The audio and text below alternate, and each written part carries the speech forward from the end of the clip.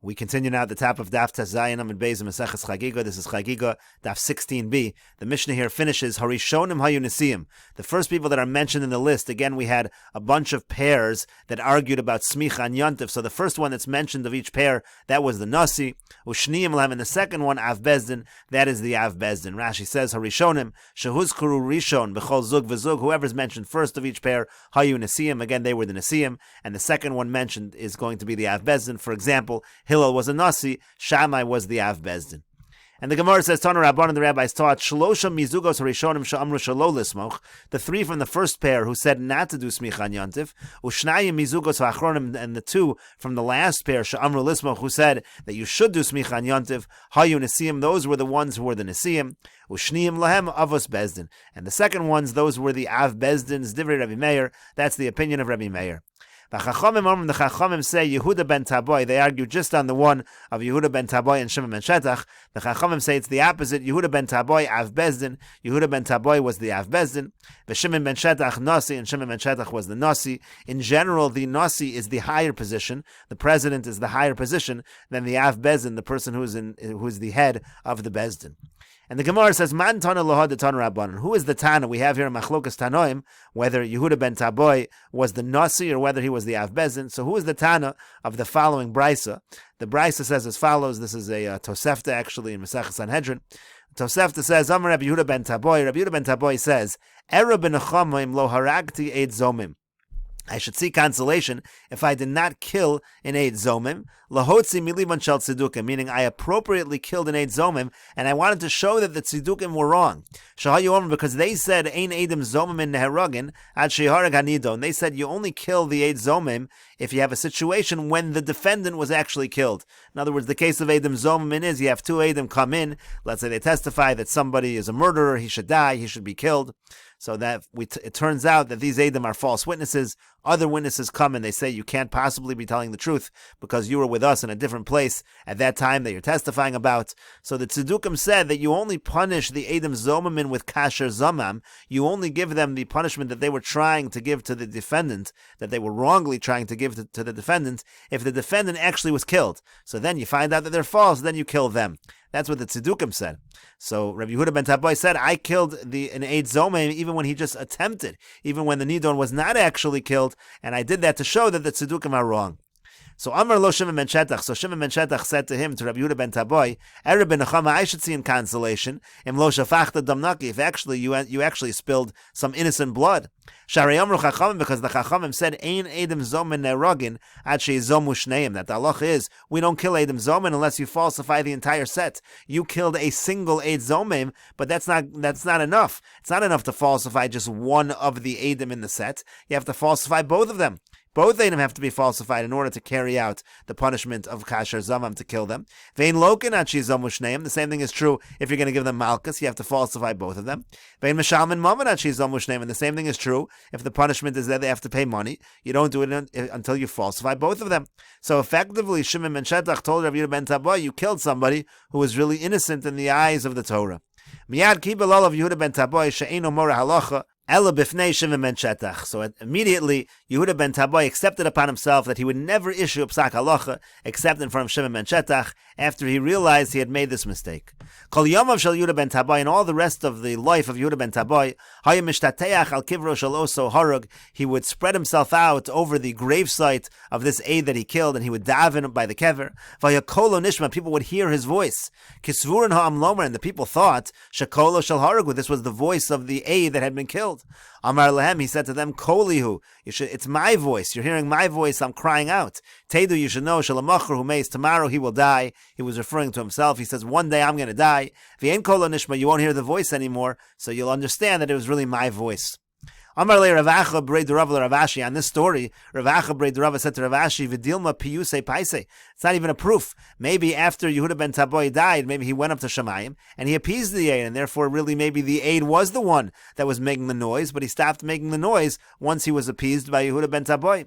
O bedina tave, or maybe they went to judgment together, and again, in that way, this particular Eid was appeased. In any case, the Gemara now returns to its original question: who is the author of this Tosefta? Money. Who is the author of this Tosefta? Money. Who is the author of this? Yamr b'Shlomo Rabbi Meir. Now, if you're going to say correctly, meaning if you're going to say that the author is Rabbi Meir, Diyamar Shimon ben Shetach Av Bezdin, Rabbi Yehuda ben Taboy Nasi, who says that Shimon ben Shetach was the Av Bezdin and Rabbi Yehuda ben Taboy was actually the Nasi, was actually above Shimon ben Shetach. So Hainu Dekamori Halacha b'fnei Shimon ben Shetach. Then the story makes sense, because in theory, Rabbi Yehuda ben Taboy would have been issuing halachas in front of Shimon ben Shetach. He was the higher position, and he had to say, I'm not going to issue any rulings any longer in front of Shimon ben Shetach. But if you're going to say this Tosefta is authored by the Rabbanan, Diamri Yehuda ben Taboy Av Bezdin, and they're the ones that say that Yehuda ben Taboy was the Av Bezdin, Shimon ben Shetach Nasi, and Shimon ben Shetach was above Yehuda ben Taboy in rank, and he was the Nasi.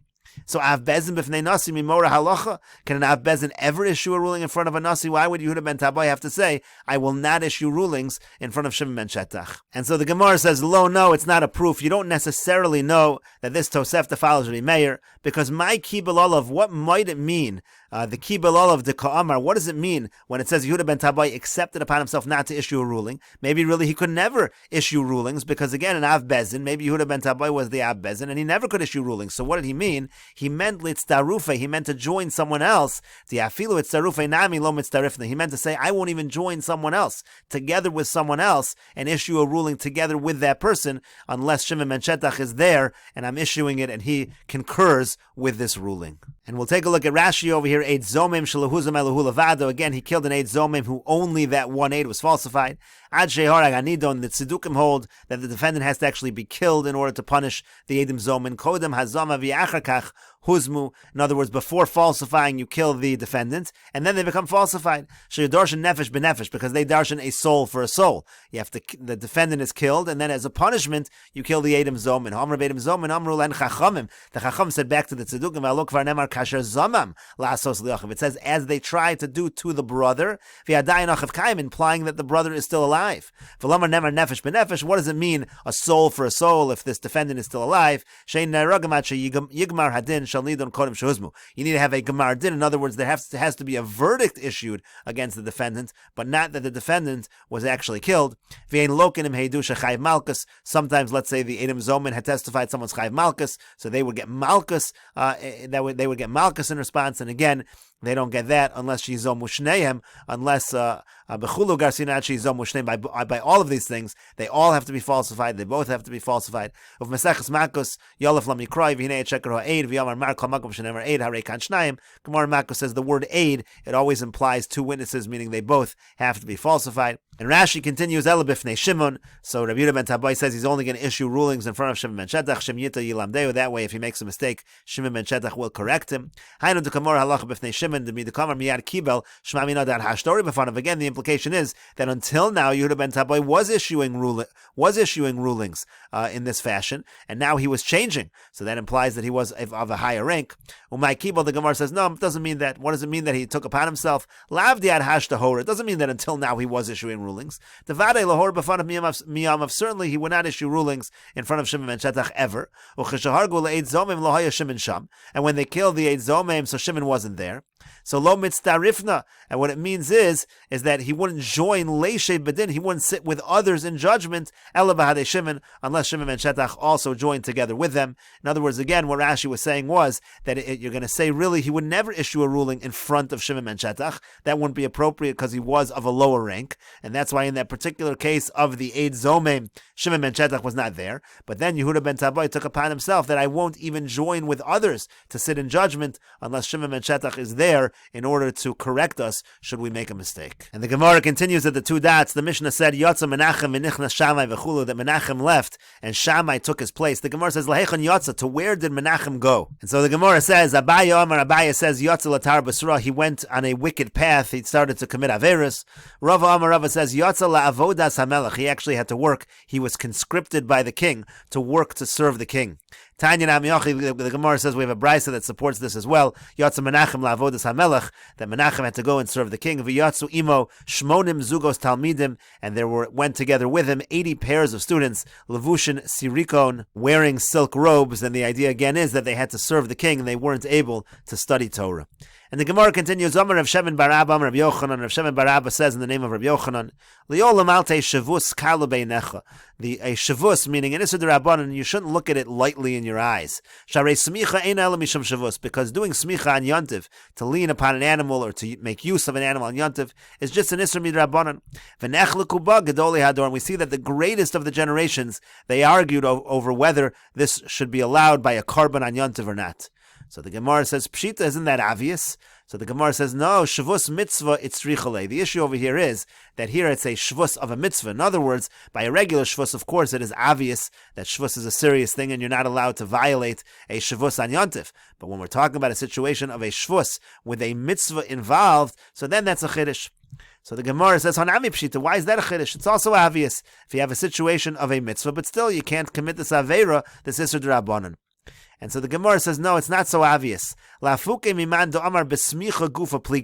not obvious because there's another one who says that really the argument in our Mishnah had nothing to do with whether this shavus can be committed because of the carbon, because of the mitzvah involved. But the real issue over here was whether there's a requirement of smicha at all. There are some that have a different explanation of the Mishnah. The Mishnah really is saying, does the carbon require smicha? Does it require that you lean upon the animal? So here it is a chiddush. In other words, what Rav Shemin bar Abba is saying in the name of Rabbi Yochanan, he's saying shavus should not be light in your eyes because that is the pshat in the Mishnah. The pshat in the Mishnah is that the chachmei hador, they were arguing whether this shavus can be violated b'makam mitzvah, kamash malon b'shvusu depligi. Again, that's exactly what Rav Shemin bar Abba is saying in the name of Rabbi Yochanan to teach us that they're actually arguing about the issue of shavus. And the Gemara continues, Rami bar Chama says, Shema Mino, you see from this, Smicha b'chol kocho ba'inon, that when we say you have to lean upon the animal, the carbon, you have to do it with all your strength. Because if you think it doesn't require all of his strength, my kavod, so what's the big deal? Lismoch, you might as well lean upon the animal. That actually wouldn't be prohibited on Yontif. And the Gemara continues, Meisvei, we have the following question, Daber el b'nei Yisrael v'samach. It says that you speak to the children of Israel, and they should do smicha on the carbon. B'nei Yisrael somchen, and we darshan that males, b'nei Yisrael, they have a requirement and they do smicha. Vein b'nos Yisrael somchos, but the women, they do not do smicha on the animal. And the Brisa continues, Rabbi Yossi, Rabbi Yishmael, Rabbi Yossi and Rabbi Yishmael, they say, b'nos Yisrael somchos reshus, that voluntarily the b'nos Yisrael, the women are allowed to do smicha. And the Gemara continues, Amar Rabbi Yossi says, Sachli Abba Elazar. Abba Elazar was talking to me and he said to me, Pamachas hayolanu egel shel zivchei shlamim. One time we had a calf, it was a carbon shlamim. Vevinu le'ezras nashim, we brought it to the courtyard of the women by the Beis HaMikdash. V'samchu alav nashim, and the women did smicha. And lo mivnei smicha b'nashim. It's not because in general women do smicha. Alakadei lasos nachas ruach l'nashim. This was a way that it made the women happy that they were able to participate in this mitzvah. And so the Gemara says, V'isal kadaitach smicha b'chol kocha b'ina. Now, if you actually think that smicha needs to be done with all of one's strength, so mishum nachas ruach the nashim, just to make the women feel good about it, avdinon avoda b'kachim, now we're going to allow them to do an avoda. If it's b'chol kocha, that's a real avoda that you're doing with this carbon. We're going to allow them to do this avoda just for nachas ruach l'nashim. So the Gemara says, Elalav shvamina, rather, what do you see from here? Lo ba'inon b'chol kocha. You see from here, you don't need all of one's strength. The Gemara says, no, not necessarily. It could be that smicha requires all of one's strength. But we tell the woman, akfu yadaychu, pull back on your hands a little bit. Don't do it with all of your strength. In other words, they do it, and we allow them to do it, to give them nachas ruach, to make them feel good about the carbon that they're participating, but we tell them not to do it in the normal way of resting completely with all of one's strength upon the animal. So the Gemara says, Yachi, if that's the case, if that's what the women were doing, don't say, the Brisa shouldn't say that it's smicha that's being done by the women, kedei lasos nachas ruach. The Brisa should simply say they're not even really doing any smicha. So the Gemara says that's exactly what the Brisa means. Rabbi Ami says, Chadavod kamar, it's one reason, and they're also giving you an additional reason. Chada de lesel smicha klal. Number one, they weren't doing a real smicha anyway. Viod kedei lasos nachas ruach l'nashim. And furthermore, it was just in order to make a nachas ruach that the women should feel good about participating together with the carbon. And the Gemara continues, Amar Papa says, Shmami, no, you see from all of this, that sedod and asurin, that the sides of the animal, it's also prohibited to use that on Yontiv. Because if the sides of the animals was not a prohibition, was not an Isser D'Rabbanan to make use of the animal in that fashion on Yontiv, So lismoch litzdadim, we'd have a very simple solution. Do the smicha on the side of the animal. That way you'll do the smicha on yontav, and it won't be a problem of being mishtamish with an animal. Elalav shmamino tzadadin asur. And so rather what you see is that even stadin is a problem, so that would not have been a solution. And we'll take a look at a few Rashis over here. Shavus the mitzvah. Again, the chiddush over here is that it's a shvus of mitzvah, but the Gemara asks, no, shvus of mitzvah also nami tanina b'masisin. That's exactly what it says in the Mishnah. The Mishnah says the shvus the mitzvah. It's a machlokas about the shvus the mitzvah, whether or not you're allowed to do smicha on the animal, which is a shvus, in a mitzvah situation. Umayashmin Rabbi Yochanan. So what's Rabbi Yochanan teaching us that's not obvious from the Mishnah? And that's what the Gemara says. Lafukim iman damer Meseches beitza b'smicha atzma pligi. There's a man damer in Meseches beitza that says, no, they're not arguing about shvus. They're arguing whether there's a requirement of smicha at all by these karbanos. Uman daser lamisham shvus aser. The one who says it's prohibited, it's not because it's a shvus. Elamisham desvirle the shalmei chova lobo smicha. They hold that when you have a carbon shlomim, that's an obligation. There's no requirement of smicha. The chikasav v'samach b'shalmei nedava ksiv. When it says to do smicha, it's talking about shlomims that are a donation, that are nedava. V'chova min nedava lo gamrin. And that man damer says you don't learn chova from nedava. Obligation karbanos are not the same as nedavos. Kamash malan Rabbi Yochanan the time of misham shvusu. So that's what Rabbi Yochanan is teaching us. That the reasoning of the Mishnah is that it's an issue of shvus, of an isur d'Rabbanan. Usmichasan liola mitzvah. The smicha certainly is a mitzvah. The question is, do you do the smicha on yontav when there's a shvus? Then the Gemara said, Shmami nami duki Rabbi Yochanan time misham shavus smicha dekachim b'chol kocha b'in. And from the fact that Rabbi Yochanan says the issue over here is an issue of an isur d'Rabbanan, so must be smicha is done with all of one's strength. V'avalei mishtamish b'valei chaim. Therefore, it is a problem of using animals. Davral b'nei Yisrael adam ki yakar mikem carbon la'Hashem uchsiba u'nyana v'samach. Again, it talks about b'nei Yisrael, the males, not the females. Abba Olazar kach shemo. Again, it mentioned Abba Olazar in the Gemara. That was the name of this individual. Akfu yadaychu. So then the Gemara suggested that really we're telling the women to just lighten up and not do it with all of their strength. Lashon v'kafa hekilu yadechem. Lighten your hands a little bit so you're not pressing down. Akfu lashon davar atzaf ve'eno machbid. The language of akfu is something that kind of like floats. It's not heavy. That's a translation we have in Sefer Malachim. The Gemara said, Shmami namid Rabbi Yochanan. You see from Rabbi Yochanan, Du'uki taima mishum shavus, who says that the issue over here is the Yisur D'Rabbanan of Shvus, Tzedad and Asurin. So it must be that the sides of the animal are also prohibited. V'yafagav degabe Shvus rechiva amrina. Now, even though really it says that riding the animal is the problem, huadin l'chol shimush, any kind of use is also a problem. V'yafilu b'makom she'eno asil l'shtamish, could go and see the habeim, even areas you don't normally use, like the sides of the animal. V'uadin si de'il, and the same thing at the sides of the tree. U'pligi amorei b'hamilsum in Meseches Shabbos perik basra. There's a machlokas amoroim in Meseches Shabbos in the last perik. Lismoch d'harosh habehema kitzadadin dami. Rashi over here says the head of the animal would actually be the same as the tzadin. So if tzadadin were not a problem, the head of the animal would also not be a problem. We'll continue with this discussion in the next video on Daf Yud Zayin Amud Aleph.